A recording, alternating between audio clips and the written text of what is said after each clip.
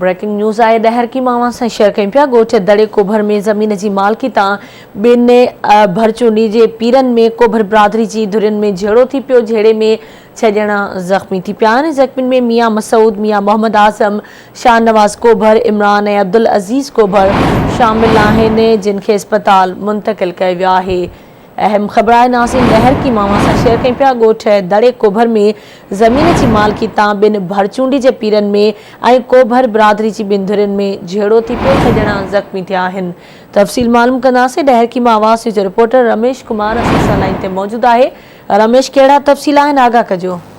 जी आउं तव्हांखे ॿुधाईंदो हलां त ॾेर की वेझो कोट दड़ी कोभर आहे जिते ज़मीन जी मालिकी तां भरचूंडी पीरन ऐं कोभर बिरादरी जे ॿिनि धुरनि में झेड़ो थी पियो आहे, जंहिंजे नतीजे में ॿिन्ही धुरनि तरफ़ां हिक ॿिए जे मथां फायरिंग करण जे नतीजे में कोभर बिरादरी जा 4 ॼणा सख़्तु ज़ख्मी थी पिया, जॾहिं त मियां जा बि 2 माण्हू भरचूंडी पीरन जा 2 ॼणा ज़ख्मी थी विया, जंहिंमें मियां मसूद ऐं मियां मोहम्मद आज़म शामिल आहिनि।